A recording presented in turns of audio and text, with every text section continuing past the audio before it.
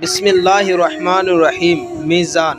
میزان حق ہے، یہ ایک ترازو ہوگی، اس کے دو پلے ہوں گے، اس پر لوگوں کے اچھے برے عمل تولے جائیں گے۔ نیکی کے پلہ بھاری ہونے کے یہ معنی ہے کہ اوپر اٹھے، بخلاف دنیا کے ترازو کے۔